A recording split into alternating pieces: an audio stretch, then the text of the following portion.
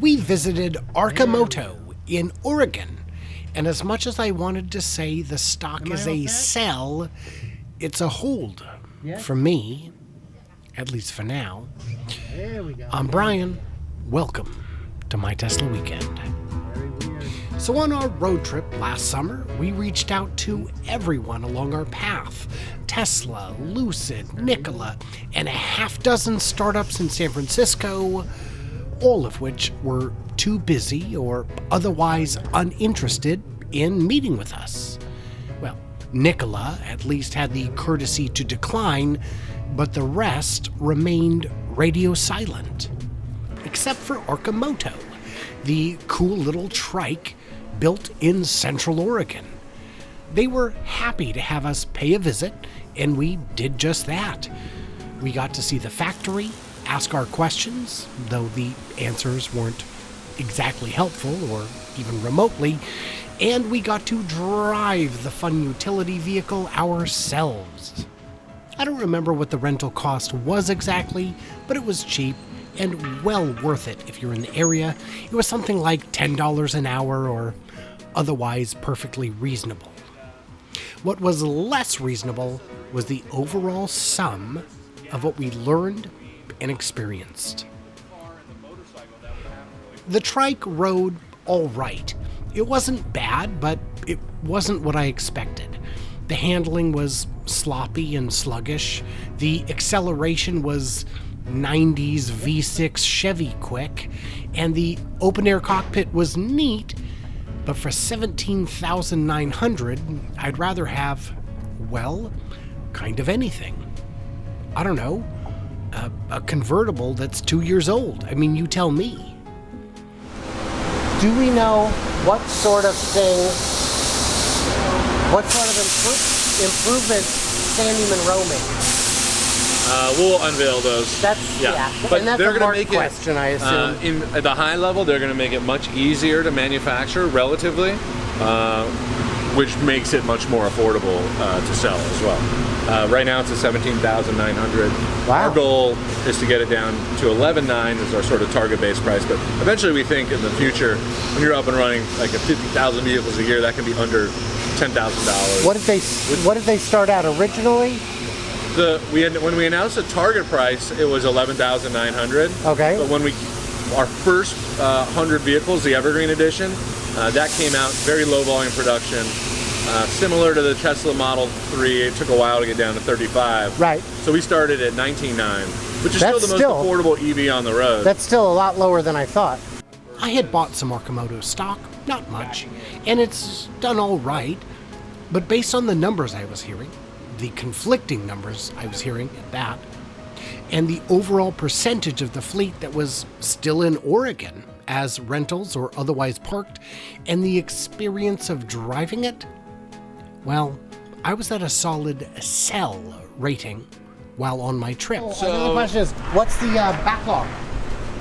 We have about 4,500, maybe 5,000 now pre-orders. I haven't checked that in a while. And production so far?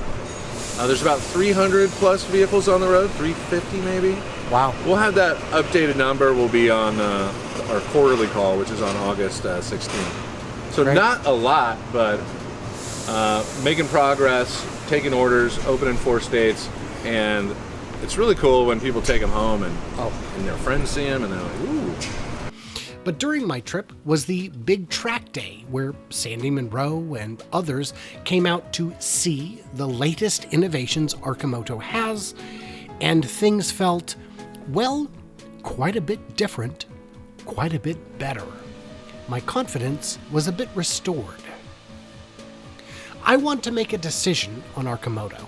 I want to rate it a buy, sell, or hold, but I'll need to talk with CEO Mark Frohmeyer or Galileo Russell from the Hyperchange channel, as well as the board of directors first. There are just too many questions I have. There's a much longer version of this on Patreon with a lot more of the talking and a lot less of me talking, so definitely check that out if you're a patron.